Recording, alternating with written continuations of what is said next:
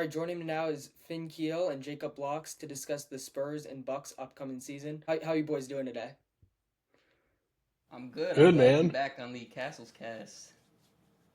Excited to have you guys. Yeah, let's get into it. Let's first start with the Bucks, just because that's Finn's team. I think the big talking point with this team would obviously be the addition of Miles Turner this offseason, filling in that Brook Lopez role. I think everyone was really surprised by that move, given the Bucks' financial situation, but definitely an upgrade there. And then subsequently, they had to waive and stretch Damian Lillard's contract. So, what do you guys make of the Turner move as well as the Dame piece of it? Well, I mean, first of all, it was definitely a huge surprise to see Dame be cut. I don't think anybody expected that. And you hate to see it. You wish that duo between him and Giannis would have worked out better than it did. However, honestly, I got a lot of respect for John Horst making moves, trying to make stuff happen, knowing hey, Dame's not going to play next year. His injury's pretty serious. Who knows what he'll look like when he comes back. He's making a lot of money and he's always willing to take the big swing, John Horst is. And so I think doing that and maximizing this upcoming season by getting Miles Turner, not wasting a season of Giannis's prime, I think that's a good move. I think Turner's a dream fit. So it sucks to see Dame go. I wish things would have worked out better. But really in a vacuum, I think this move is pretty good. I kind of agree. I feel like the Bucks were kind of stuck between like a rock and a hard place. It was either they let Dame just rest up, get healthy, and he's out for this whole season, or they cut him, waive him, and then try to see what they could go from there. And obviously that's what they did. They were able to stretch his contract. I think it's pretty crazy. I looked into it, and they'll be paying him $22.5 million till 2029.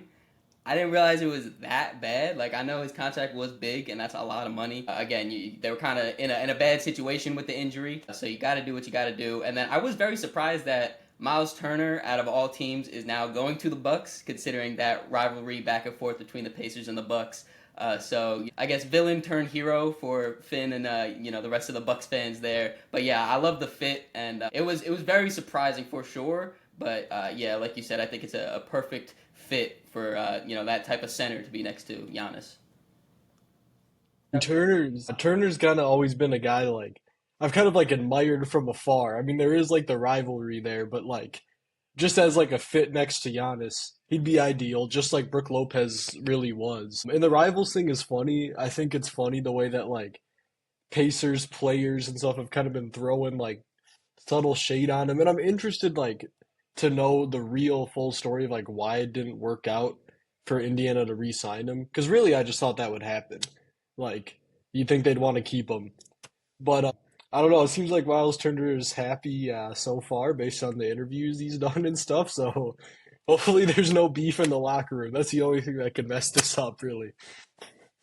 Yeah, most definitely. I think you guys nailed it there. It's definitely a perfect fit, and he sort of, like you guys said, has that similar skill set to Brook Lopez, but at this stage of his career just offers a lot more, especially mobility, defensive versatility.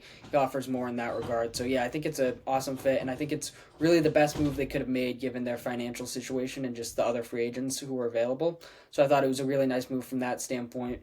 I don't love Dame being on the books until, what was it, 2029, you said, Jacob. So that part of the deal I don't love, but at the same time, to get Turner in there, that's what they had to do. That was really their only option. So it's something they sort of had to do in many ways, especially to really go in and build this contending roster around Giannis, and that was the best move they could have made. So I think it was really the best thing that they could have done, but not perfect given the financial implications of having Dame on the books for years after he's on the roster, and who knows what this roster will look like 3-4 years down the road. So I don't love that part, but at the same time, the Turner fit's just so perfect that it's really something you had to do, especially if you're gonna keep Giannis. I think the other interesting part of the Bucks offseason and one of the more under the radar moves, in my opinion, was picking up Cole Anthony.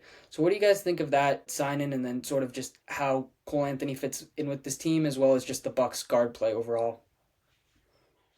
So, I mean, John Horst has done a very good job in the last few years picking up quality role players on minimums. I mean, from Malik Beasley, Wes Matthews to Gary Trent Jr., now Cole Anthony. I think Cole Anthony's a pretty solid player. He can score, he can pass, he can kind of defend even though he's small. Like he's just like a solid backup guard. He's had some big moments, productive moments in his career. So, and he's young, which is great because the Bucks don't have a lot of young guys and haven't had a lot of young guys, especially ones who can play. And Cole Anthony can play. So, I like the signing from that standpoint. I think the interesting thing is that I'm not really sure exactly how he'll fit into the rotation given we also have Ryan Rollins, and we can talk about him a little more when we get to the breakout player section. But he's a guy that I would expect to play a role for this team, as I would with Kevin Porter Jr. and Gary Trent Jr., who I think will start, and I know Jacob thinks the same. So it'll be interesting to see exactly how Cole Anthony like fits into the rotation. But I'm happy to have him as at least like a depth piece. I think he can play. So good signing. Yeah, I like the signing similar to what you were saying, Finn. Just because I feel like when you look at this roster, their weakest part is definitely point guards, specifically like ball handlers and stuff like that. So at the worst, it's another body that can handle the ball. Me personally, though, I do think that he could play and be the backup point guard. I know you mentioned Ryan Rollins, and when I made a post about how I thought Cole Anthony would be the backup point guard, there was a lot of Bucks fans in my replies really defending Ryan Rollins, saying how he deserves it. And that's not me saying he doesn't deserve it, because I think he had a great year last year. I just really like what Cole Anthony could potentially bring to the Bucks with the amount of energy he plays with, because I feel like that could have been, or that was an issue at points last year, where like the energy just wasn't there. They just moved very sluggish on the court. I've never seen Cole Anthony be on the court without giving like 110%. And then also, I think he's a little bit more reliable as a ball handler, a guy that can get those paint touches on those drives. Again, not taken away from Ryan Rollins, but I think Cole Anthony could definitely give some stuff to the Bucks that they're in need of. Right. So, I think that's an interesting point you bring up with like the ball handling because really Ryan Rollins is more of a two. He's not like 6'6" or anything where he's like, oh yeah, certified shooting guard. But I could see the guys playing next to each other a lot. I think Rollins kind of is like he's a nice complement to Cole Anthony in terms of like defensive minded, offensive minded, a little stronger, tougher, plays better off ball. That's Rollins versus Cole Anthony, like on ball microwave. So I think that the Bucks might end up really playing small ball a lot this year.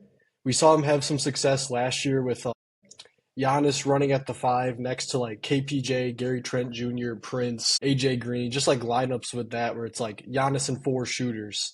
And so I think that it's likely, honestly, that we'll see Cole Anthony and Ryan Rollins play a pretty decent role, and a guy like Torian Prince or potentially Jericho Sims too might kind of lose some minutes, especially like depending on the matchup. But I think it's a good problem to have that we have two backup guards that we could trust. So Yeah, absolutely. I definitely really like the mix between a guy like KPJ and Cole Anthony, who are more of that creator, microwave type scorers, and then you have Ryan Rollins, who's a little bit more of a connector, can play off ball a little bit more. So I definitely think that's a nice balance, and I can agree that they'll definitely see the court together at sometimes, especially given just the Bucks front court size with Giannis, Turner, and then you even throw in a guy like Bobby Portis. I think they do have a good amount of optionality there. But yeah, I really did like the Anthony pickup. I definitely agree with Jacob that perimeter shot creation and just general energy was something the Bucks were a little bit lacking, and I think Anthony can provide that. I'm interested to really see who gets more minutes between him and KPJ. KPJ did look very good, especially the second half of last season, if I'm not mistaken. But I do think Anthony can provide a little bit more consistency and stability potentially. So I think that will be something interesting to watch who they end up trusting a little bit more. But at the same time, I think they offer pretty similar skill sets and definitely a skill set that the Bucks definitely needed. So I think it's a really solid pickup. And yeah, interested to see how this backcourt will play out around Giannis because I think that could be a swing factor for this team. I think a big thing is for KPJ. Last year, once he got traded to the Bucks, like he was shooting the ball incredibly well. I'm interested to see if that keeps up. If it does, I think that he will be definitely slotted in as like their best guard, their starter, probably even closing on most nights. But I know like throughout his career, he hasn't been like that 40% three-point shooter.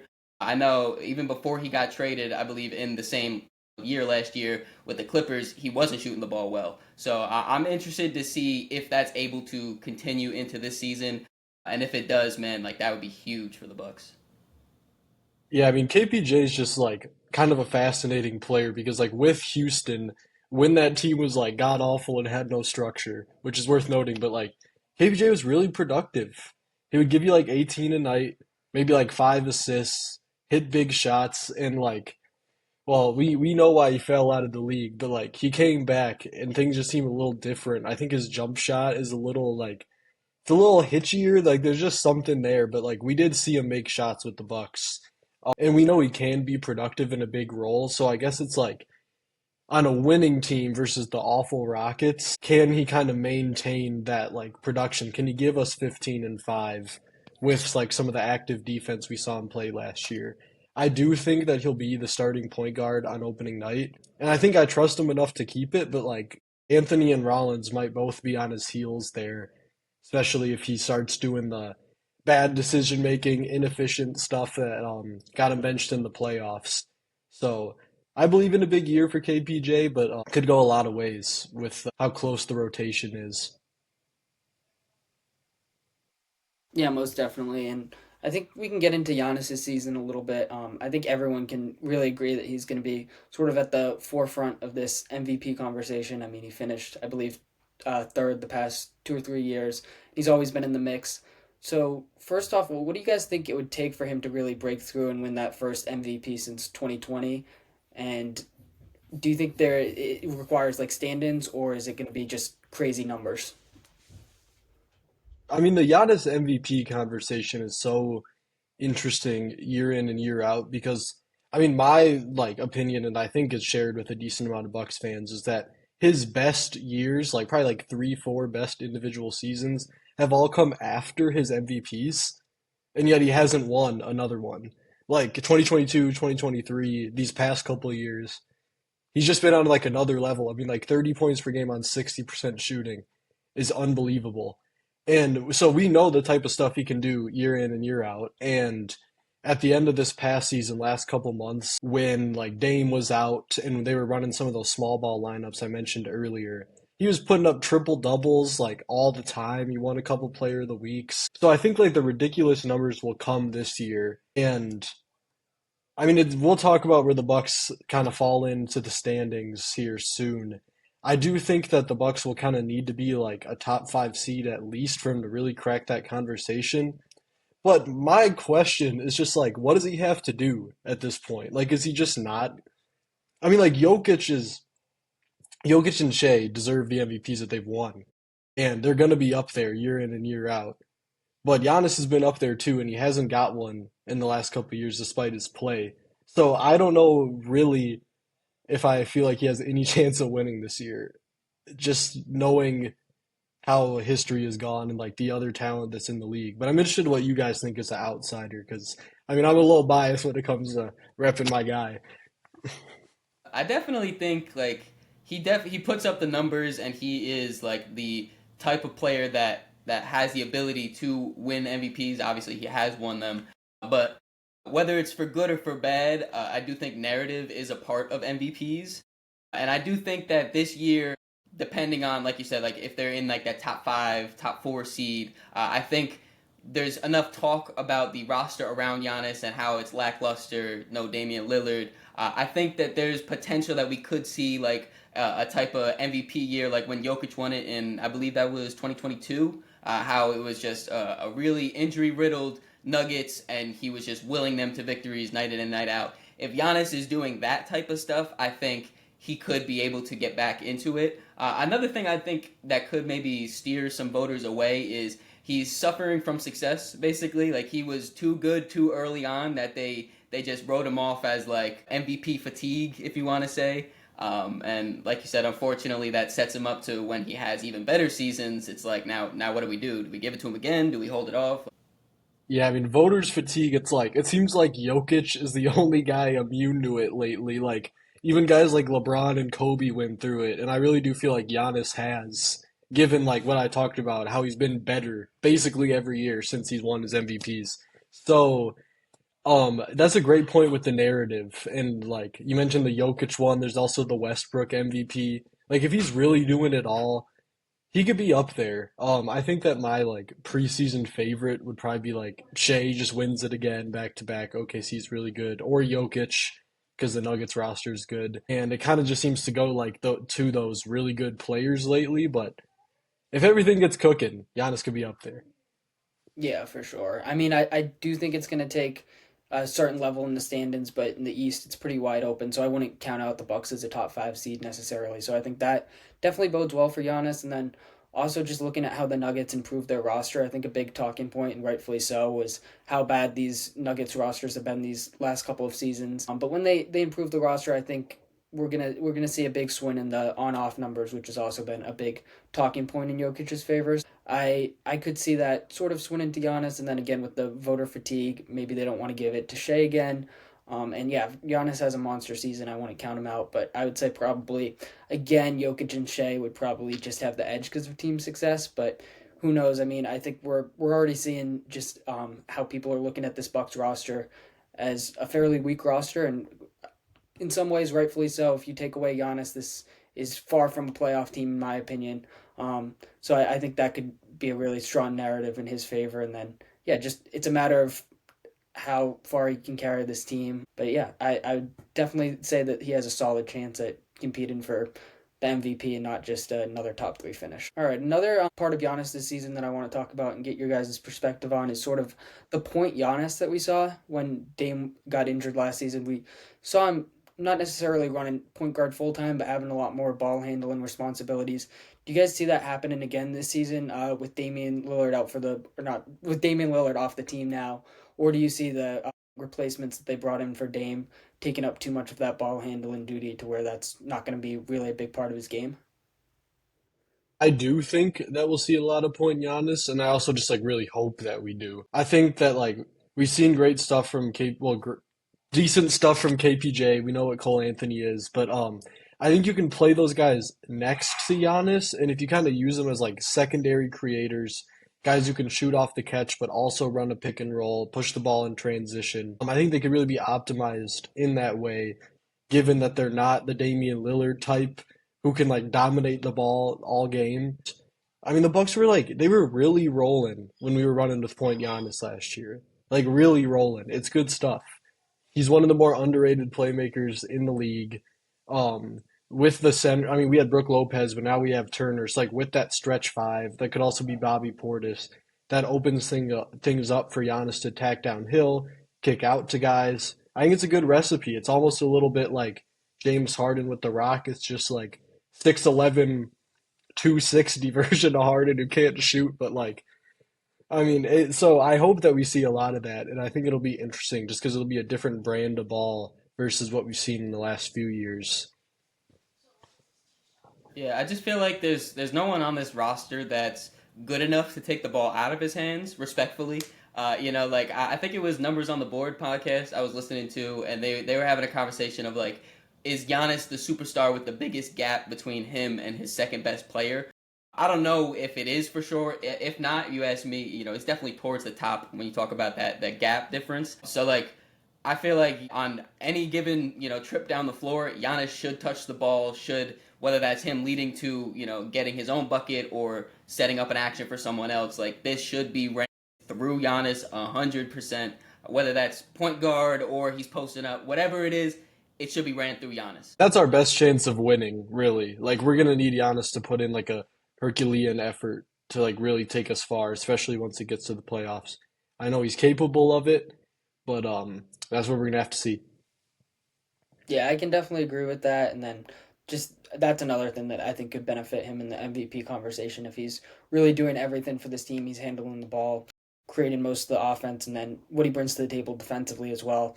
I think that just really gives him a strong chance to make that MVP case. And yeah, just from a basketball fan perspective, it's going to be super exciting to watch this 6'11" guy really be more empowered offensively. Because I personally didn't enjoy watching the Bucks a ton with the Damian Lillard pairing. I think it didn't quite work out. We obviously saw results wise it didn't, but I just think having a guy so ball dominant next to Giannis was sort of challenging. Although on paper it looked like a great fit, I'm excited to see Giannis just return to being that super versatile superstar, really does everything. And I remember earlier in his career, he had more ball handling responsibilities, and it was just a ton of fun to watch. So I think that's going to be just super exciting, just from a neutral fan perspective. All right. Well, I didn't want to make this whole segment obviously about Giannis trade rumors, but I do think that's something that has to be mentioned at least. If you look at talking points with this team, that's definitely been one of the major headlines this offseason, although he hasn't officially requested a trade, and by all accounts, he loves the city of Milwaukee, loves the franchise. So it's quite possible that he ends up staying. But what do you guys think heading into the season? Or sort of the likelihood that Giannis eventually asks out or asks out by the end of the season, and what would it really take for him to stay? Well, I think in the past we have seen, well, like for one, we've seen nothing but unwavering loyalty from Giannis through everything he's done and said. I think all these reports are coming not necessarily from like an outsider's perspective, but it's like people see the Bucks situation. They're used to stars not sticking it out. So I think that that plays a big factor into people thinking he might ask out, despite what he said through his actions and through the extensions he signed. But I think in the past we've seen him stick around because John Horst is like clearly willing to like listen to him and like show him like, hey man, we want to optimize your chances of winning every single year. Like we want to give you the chance for a championship, and we'll do what we can to do it. And in the past, that looked like trading for Drew Holiday. That looked like trading for Damian Lillard, which, regardless of how it played out, was like the right move in the moment. I think that any team would do that. And now that looks like cutting Dame to get Miles Turner, which isn't as like sexy of a move as going to get Damian Lillard, but like it was the unexpected thing and the big swing that shows Giannis like, hey, we don't want to waste a season of your prime. We want to give you a roster that can play year in and year out. And I think as long as the front office is doing that, that would hopefully be enough to get him to get him to stick around. Yeah, I feel like you said it best where it's like they're giving him a chance to win a championship because even if, he sees the roster, he's like, I don't think I could do it with this. Like, I want out.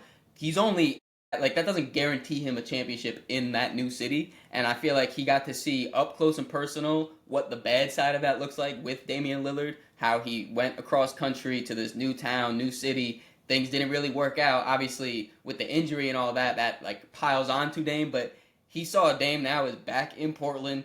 I don't want to say he regrets that decision or anything like that, but I feel like that kind of it could give Giannis a different perspective to say like, you know what, the grass isn't always greener. Like, let me kind of just chill out in this city that loves me. I'm the greatest player to ever play here. Like, let me just ride off into the sunset based off of that. And I mean, you never know with these players, but I feel like that is more likely of a situation than Giannis actually asking out.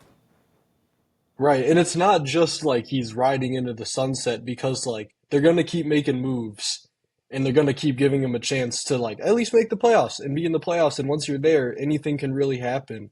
And I think the grass isn't always greener thing is just so big because like if Giannis gets traded to like the Raptors or like the Rockets or something, just something like that, I mean, what's really gonna happen there right away? Because what you got to remember is how much a team would have to give up to get him. You'd be trading away a lot of what like makes a roster currently enticing. Like if the Rockets had to trade like Şengün or Amen Thompson for him, then like they're missing part of what makes them like a competitive team. So I think I mean, yeah, it would just be like interesting to see like where he would land, and like for that, I really have no idea if he requests out like where he would go. If it was like OKC, like okay, I get it, you might go win one there. But if it's like the Warriors with like 38-year-old Steph or something, I don't think the grass is greener. I just don't, and I think that Giannis loves Milwaukee enough and is like dedicated to it enough that he'd probably be able to recognize like this might not like this isn't going to be a guaranteed championship. So if my front office and my team is willing to like commit to me year in and year out, I'm the man here.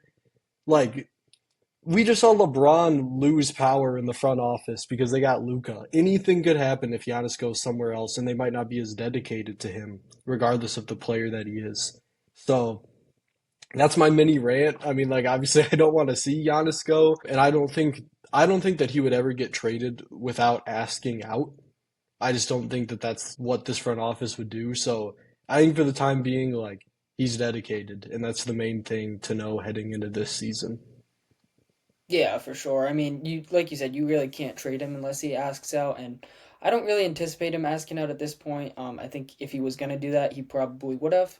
But headed into free agency in 2027, he's a free agent. I wouldn't be surprised if he just opts to sort of test the market and see what teams are interested. Obviously, a ton would be to see if he could sort of better position himself to win a title if the Bucks do end up sort of having a couple more disappointing playoff performances. I think this would be, correct me if I'm wrong, if they're a first round exit team this year, that would be the fourth year in a row. So I think just looking at it from that perspective, it is kind of tough, especially in a weaker East. But like you guys said, I mean, the grass isn't always greener on the other side, and it's not a guarantee that he would leave, even if he opts to test free agency. But if I had to guess, that's sort of where it's heading, especially like you guys said, a team would just have to give up a boatload of assets to trade for him. The Thunder are well positioned to do that, but at the same time, they just won a title. I don't know if they're going to try to really shake up their core like that. Maybe the Rockets or Spurs could do something like that, but at the same time, we don't really know for sure. And he very well could go to like a Toronto or a Golden State, like you guys said. But yeah, if I had to guess, it would be trending towards him sort of testing the market in 2027. And then another like sort of viral comment he said, the only time, if I'm not mistaken, that he's really commented on some of this like trade speculation, he was doing an interview and he was asked if he's going to stay in Milwaukee, and he said probably we'll see.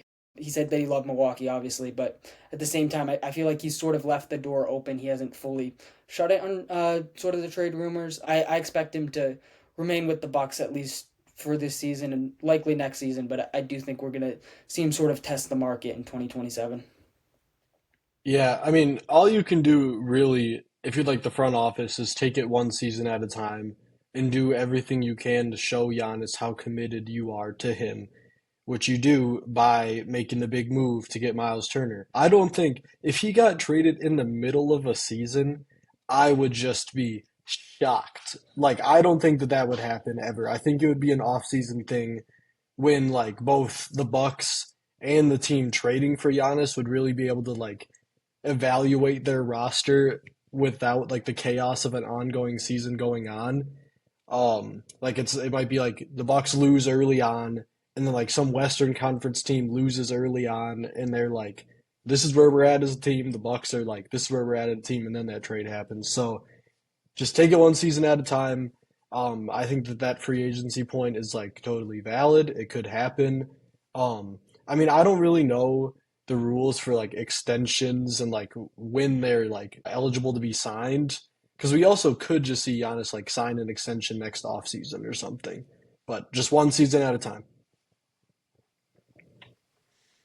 Yeah, no, absolutely. I think that's certainly valid. I think we can sort of move on to the Kyle Kuzma piece of this team, which is another key part. I will say before, I mean, Kuzma, he definitely sort of tarnished his reputation in the playoffs, but I will say, and correct me if I'm wrong as a Bucks fan, but after they traded for him to close out the regular season, he wasn't all that terrible, and I do think overall he brings solid value to this team.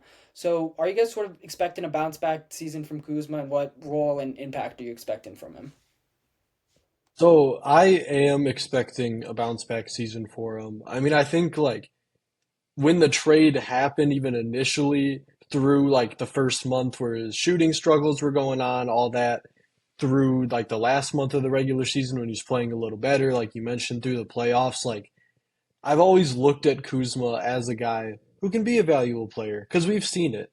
We've seen it with the Lakers when he was younger, and like you don't average 20 multiple times on accident like you did with the Wizards. I mean, like you know, even if it's like empty stats, like you just don't do that on accident. So like I think that there like are ways that he can contribute and bring value to a team.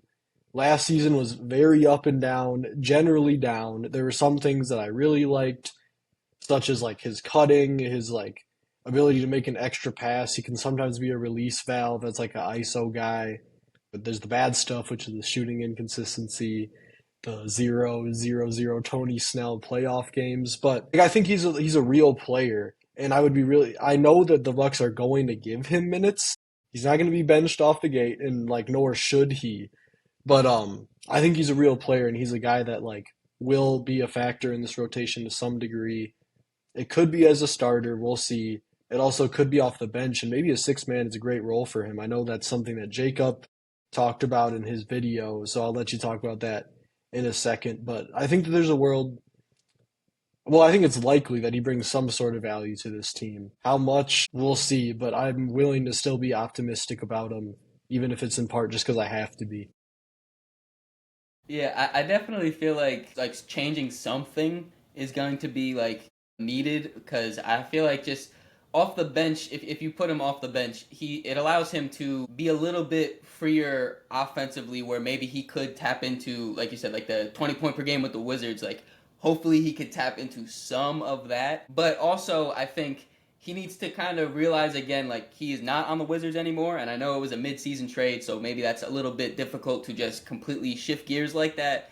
But we've seen, on those Lakers teams, even if he's not having these crazy scoring nights, he still is impacting the game defensively or rebounding or doing something. And I feel like he needs to, at the bare minimum, get back to that where he knows, all right, my shot's not falling. That's fine, though.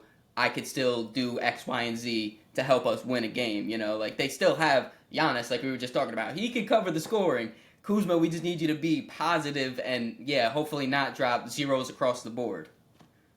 Right, because like the thing about him is his like complementary skills are totally there in most of the areas. Like you mentioned the rebounding and the defense. The rebounding is an area where he, I mean, excels to some degree, especially defensively. He's a big body, he gets after it. He moves his feet like pretty well and he's strong. So just as a guy who can like pull his weight on defense, that's like totally something he can be. And I'd love to see a little more from him on that end too, especially when the shot's not falling. I think he is a talented enough passer, just like a gifted enough basketball player to be able to make the right reads. We've seen him be a connective passer, and I'd love to see him be more unselfish.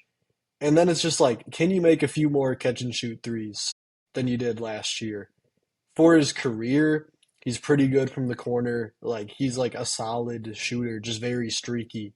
But I think all that complimentary stuff is totally like there.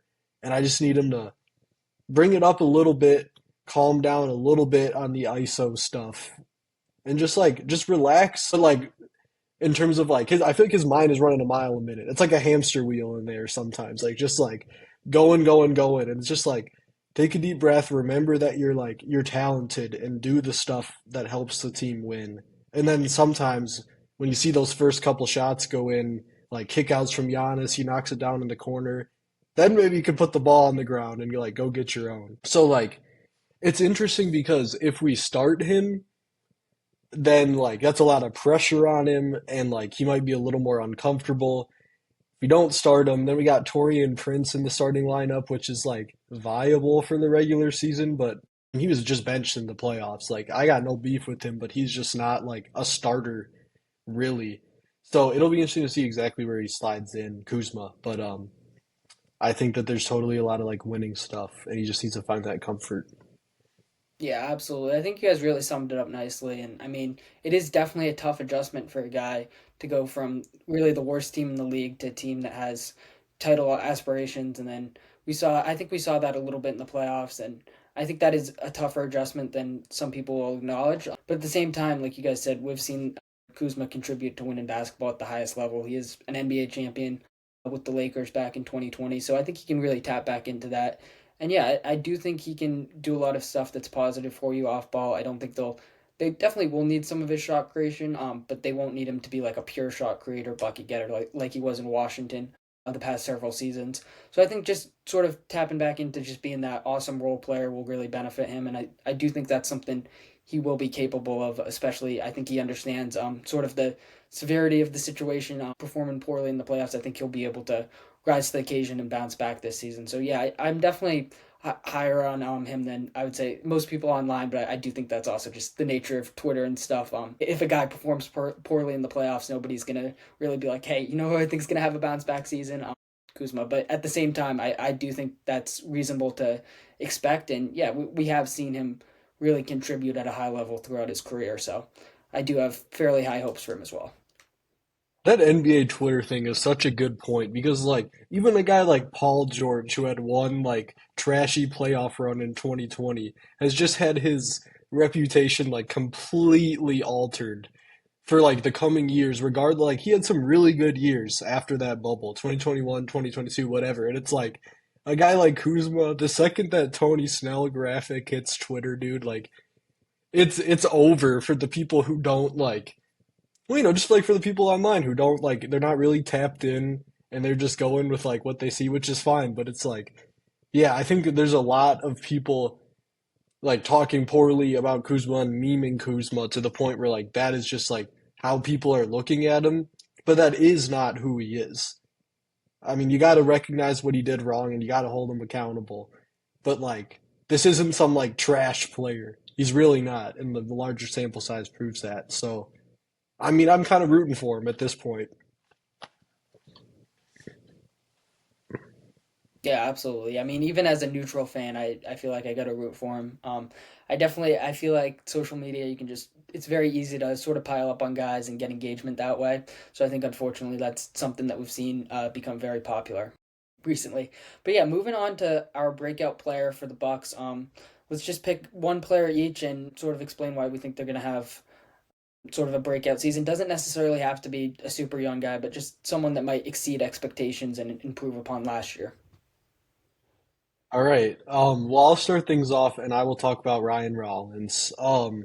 I think that he, I mean, he's the guy that Bucks fans have expectations for this year because it's really cool when your team finds a two-way contract gem and like a young player that like kind of rises from nothing that fans can kind of rally around. I mean, the Bucks had that in AJ Green, and now we have it again in Rollins.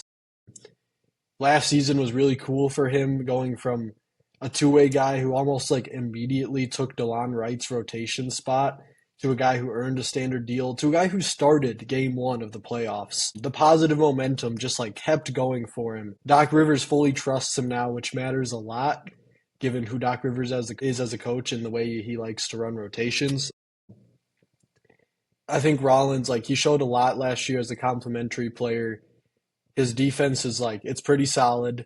He can move his feet. He gets steals. A play I always think of with him is against the Lakers late in the season. He like basically sprinted from half court to block a corner three. Just like he does stuff like that. He's super smart, makes good decisions, makes threes, pressures the rim. He does a lot of complimentary stuff. And I think that given the Bucks backcourt and its uncertainty, that seeing more from him as a point guard and like a lead ball handler, especially like off the bench, is the way that he can get better. But I also think we're just going to see him as more of a mainstay in the rotation, given what he can do as a role player, given his age and like his potential to get better, all the momentum he has. So like I'm really excited about Ryan Rollins. I'm not the only one.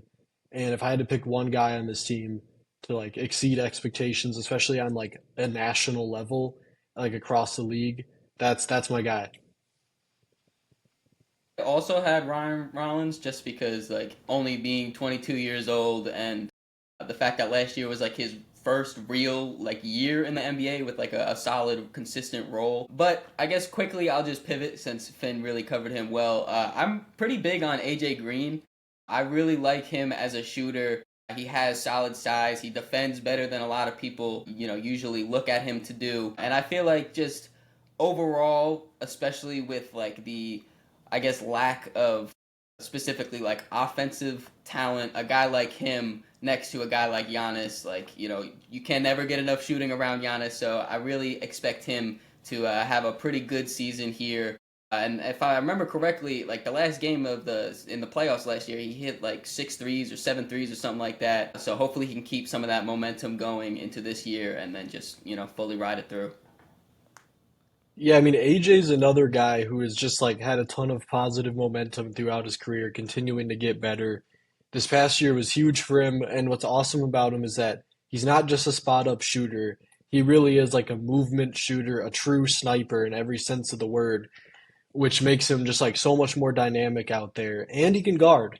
You don't think white boy shooters can guard, but he can guard, just like hold his weight, and that's what matters. And so, I think a big thing for him will just be being able to do more off the dribble, if that's just like hitting middies off of two dribbles or like getting to the rim. But like no matter what, he's a guy at this point that you can trust out on the court. He's gonna make good plays. He's gonna make shots. He's gonna try hard. And I'm super excited about him. And I think that's a great shout, Jacob. Yeah, absolutely. I like both those picks a lot, and I think both of those guys will have really solid roles for this Bucks team. I think just the stability they provide next to Giannis will be huge, and I could definitely see AJ Green adding a little bit more to his game. He is still, I think he's only 25, so he's still pretty young. I looked it up. He just started 7 games last year, but I don't know if he's going to become a mainstay starter, but I wouldn't be surprised if that number goes up significantly to maybe even just like the 20-30 range, just because he's such a dependable player, especially what he brings to the table as an elite shooter. And then, like you guys said, he's a really underrated defender as well. So I think that's huge. And then Ryan Rollins also just the stability he brings as a connector, and then the defense and energy I think is going to be huge for this team. So super excited to see him develop as well. And it is really cool, like you said, Finn, how he developed from that two way contract guy and really carved out a real role with this team last year. And I'm excited to see him grow more. So yeah, I think those are two really good picks. I'll switch it up and I'll go with Cole Anthony. We talked about him earlier, but I'm very high on this move and signing. I thought he didn't get a ton of opportunities with the Magic, and I mean playing behind Jalen Suggs, and it's understandable. But at the same time, I think Anthony's such a gifted scorer, and I think he's going to really provide a lot of that much needed perimeter shot creation next to Giannis. I do think he needs to establish a little bit more consistency, but from an energy and shot creation standpoint, I think it's definitely there, and it's a nice fit next to Giannis. I think last season he only averaged about 9 points a game, but previously in his career we've seen him average 13, 14, 15 a game. So I think he can get a lot closer to that and really play a significant role for this team. Personally, I'm a little bit higher on him than a KPJ, and maybe that's just because I'm a North Carolina Tar Heels fan. But I was a big fan of him in college, and I'm interested to see what he can do with likely a little bit more opportunity in Milwaukee. Yeah, I don't necessarily expect like 14 points per game out of him. However, if he gives us 9 points a game, I think what people are sleeping on is how much easier his shot diet is going to be, just given like Milwaukee's ecosystem and spacing versus Orlando's. Like, I was looking at the stats after the trade, and Cole Anthony's shot quality, like from 3 point and just like in general, have just been putrid, just like bottom percentile the last few years with Orlando as one of their like sole creators.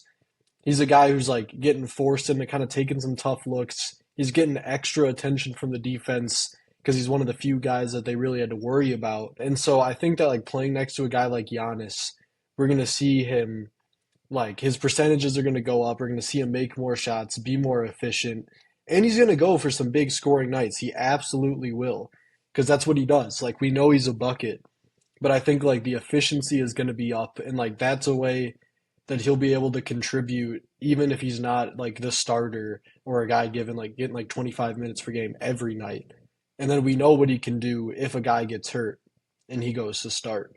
So yeah, that's there's a lot of young guys on the team to be excited about, which is really has not been the case for the last few years with the Bucks. And so Rollins, AJ, Cole Anthony, even like KPJ, who's youngish. Like I think that there's opportunity for a lot of guys to really rise. So that's a reason to be excited about this team, even if they're not the contenders they were when they had Drew and Chris and Dame. Yeah, for sure. I think we can move on to close out the segment with over unders. We like to do this for every team. The Bucks over under, it did surprise me a little bit. It's just going to be 42 and a half. So you guys going with the over and under here, and then just in general, how do you see this team stacking up in the East? I would go over. Like that's a low line, like you mentioned. I don't see 50 wins from the team, but I could see a good 45 to like maybe 48 if I'm not mistaken. That's what we just won this past year. The East is so all over the place that it could really go a lot of different ways. I think that there's a couple teams, like namely Cleveland and New York, who are cemented at the top. And after that, it could be a mix of just like injury luck, guys breaking out, like internal progression. Like it could be a lot of things that like determine how the standings play out. But I think that the Bucks will be like I think they'll be in the playoffs. I have no doubt about that, and I feel pretty good about them being a top 6 seed just given like Giannis and like really the team around him is not good in terms of big names, but in terms of like play style, versatility, role players next to him, it is good, at least for the regular season. Like we do really have a lot of guys who fit great next to Giannis. We have a good mix now of like versatility, youth, experience. So I trust this team in the regular season. I kind of see him stacking up at around 45 wins to like fifth, sixth seed, that kind of range. Um, Once they get to the playoffs, I don't know, probably like a second round ceiling. But I think the regular season, that's an easy over. Yeah, if I was doing the over under, I feel like it's a pretty good line. Like I think they could be anywhere as high as a 4 seed, as low as a 7 seed, but like around that range. And I feel like basically off like Giannis's strength alone, I would go slightly under. But like I don't know, I think there's gonna be like a lot of Eastern Conference teams that are like really close in that chunk right there. And like a 1 or 2 game difference could really, be a few seeds or whatever. But at that line, I think it'll be close, but I'll go slightly over. Yeah, absolutely. I feel like most of these lines are fairly accurate. But this one does definitely jump out to me as a over. I don't know how much, but I do feel comfortable saying a little bit more than 42. I think if I had to project a range, it would be somewhere between like 44 and 46. So right around that like 45 win mark. Nice little over. They did win 48 games last year. Talent in versus talent out. I don't know if they necessarily got better, but the East got so much worse, like you guys said, with obviously the Jason Tatum and Tyrese Halliburton injuries. I think there's just so many open wins. I mean, I think people kind of forget the Celtics did win 61 games last year. Despite the disappointment in the playoffs, they were a regular season juggernaut still. So I feel like there's so many open wins that people really aren't accounting for. So I do feel comfortable saying the over, and I do see this Bucks team. I'm penciling them in as that 6 seed. But I could potentially change, go up or down. But for now, I'm gonna project them as that 6 seed, and that definitely does scream a little bit to me as the over.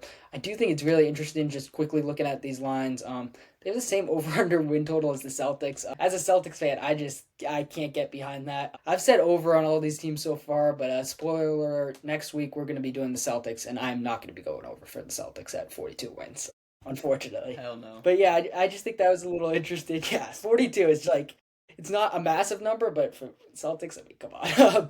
That's a little much right now. But yeah, definitely I'd see the Bucks clearing that number this season. All right, I think we really hit on everything. Unless you guys have any other points to make, I think we can go ahead and move on to the San Antonio Spurs. Can I just quick ask who the five teams you'd have over the Bucks are? So top three I feel like is pretty obvious. I would have Cavs, Knicks, Magic, probably in that order, and then 4 and 5 I'd go Hawks and Pistons. Okay, yeah, that's pretty fair. I wasn't asking because I thought you were wrong. I was just like, it could be like Philly. That's kind of like a sleeper team there.